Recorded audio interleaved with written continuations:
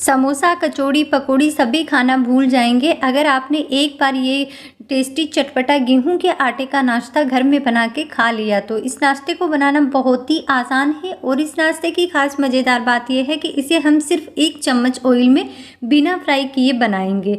तो चलिए फटाफट इस नाश्ते को बनाना शुरू करते हैं। इसके लिए मैंने लिया है 1 कप गेहूँ का आटा और इस आटे में आधा चम्मच नमक डाल दिया है। नमक को आटे में अच्छे से मिक्स कर देना है और थोड़ा थोड़ा पानी डालते हुए हमें टाइट सा आटा लगा लेना है। आटे में मोइन हमें नहीं लगाना है, बस सिर्फ नमक डाल के ही टाइट आटा लगा लेना है। आज जो हम नाश्ता बना रहे हैं वो आपको समोसा, कचौड़ी, पकौड़ी तीनों का इस नाश्ते में स्वाद मिलेगा। अगर आपने एक बार बना के खा लिया तो आप बाहर से कुछ भी लाके नहीं खाएंगे। इतना टेस्टी ये नाश्ता बनता है और बिना ऑयल के सिर्फ 1 चम्मच ऑयल में हम इसे बना के तैयार करेंगे, वो भी बिना फ्राई किए हुए। तो देखिए इसी तरह से मैंने टाइट आटा लगा लिया है। अब आटे को हमें इस तरह से अच्छे से चिकना कर लेना है और ढक्कन लगा के 5 से 10 मिनट के लिए सेट होने के लिए रख देना है ताकि आटा अच्छे से सेट हो जाए। अब दूसरी तरफ हम करते हैं नाश्ते की और तैयारी। तो इसके लिए मैंने लिए हैं उबले हुए 3 से 4 आलू। अब आलू को हमें इस तरह से अच्छे से मैश कर लेना है। ध्यान रहे आलू को आपको बिल्कुल बारीक मैश करना है। अगर बड़े टुकड़ों में आप इसे काट लेंगी या मैश कर लेंगे तो नाश्ता आपका परफेक्ट नहीं बनेगा। तो आपको इसी तरह फोर्क से या पोटैटो मैशर से बिल्कुल बारीक बारीक आलू को अच्छे से इस तरह से मैश कर लेना है। आलू को मैश करने के बाद में इसमें मैंने डाली है बारीक कटी कूट के और 1 हरी मिर्च को। अगर आप ज़्यादा तीखा पसंद करते हैं तो 2 हरी मिर्च ले सकते हैं, लेकिन मैंने 1 हरी मिर्च ली है।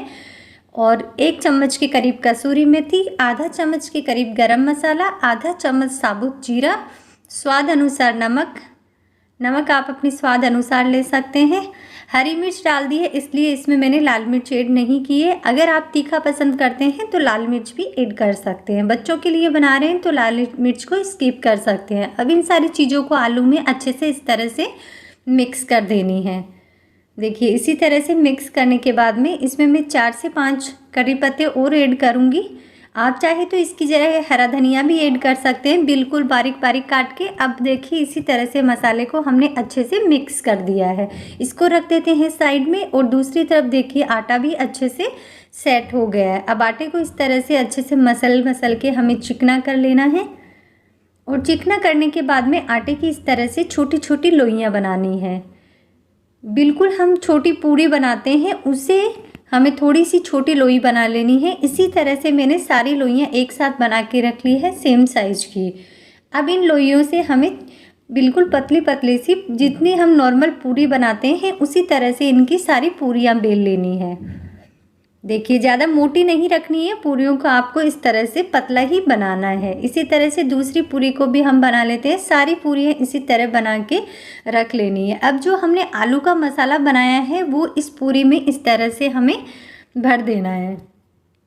जो स्टफिंग तैयार की है वो इस तरह डाल के और इसे अच्छे से इस तरह से पैक करके और कवर कर देना है। बस ध्यान ये रखना है ये खुलना नहीं चाहिए। इसे अच्छे से आपको इस तरह से चिपका देना है। जिस तरह हम मोदक या मोमोज भरते हैं, मोमोज की स्टफिंग भरते हैं, उसी तरह से सेम आपको इसको भर के और हाथों से हल्का सा इस तरह से प्रेस कर देना है ताकि जो मसाला है वो बराबर पूरी पूरी में इस तरह से फैल जाए। अब हल्का सा आपको बेलन से 1-2 बार इस तरह से बेल लेना है ताकि मसाला पूरी पूरी में बराबर इस तरह से फैल जाए। अगर खुला हुआ दिख रहा है तो आप इसे बिल्कुल इस तरह से चिपका दें, वरना ये जो हमने स्टफिंग भरी है वो बाद में बाहर निकल जाएगी। तो देखिए इसी तरह से मैंने एक पूरी इस तरह से बना के तैयार कर ली है। कचौरी के बिल्कुल कचौरी बनाते हैं सेम प्रोसेस से दूसरी भी कचौरी इसी तरह बना के रख ली है। इसी तरह सारी पूरियों की हमने स्टफिंग भर के और तैयार करके रख ली है। देखिए इसी तरह से एक साथ तैयार करके रख ली है। अब दूसरी तरफ हम लेते हैं एक जाली वाली कोई भी प्लेट, क्योंकि आज इस नाश्ते को हम फ्राई नहीं कर रहे तो इसे हम स्टीम करके बनाएंगे। जाली वाली प्लेट या आपके पास जो भी कोई प्लेट थाली हो वो आप ले सकते हैं। उसमें ऑयल लगा के इस तरह से चिकना करके और जो हमने पूरियाँ स्टफिंग भर के रखी है वो इस तरह से रख देनी है। पूरियों के ऊपर भी हमें थोड़ा सा ऑयल लगा के चिकना कर लेना है। दूसरी तरफ गैस पे एक कढ़ाई में 2 गिलास पानी को अच्छे से गर्म कर लिया है। पानी जब गर्म हो जाए तो इस कढ़ाई के ऊपर इस तरह से पूरियों वाली प्लेट रख देनी है और ढक्कन लगा के 3 से 4 मिनट तक इन्हें स्टीम होने देना है आराम से, ताकि ये अच्छे से पक जाए। तो देखिए 3 से 4 मिनट बाद ये पूरियाँ अच्छे से पक चुकी हैं।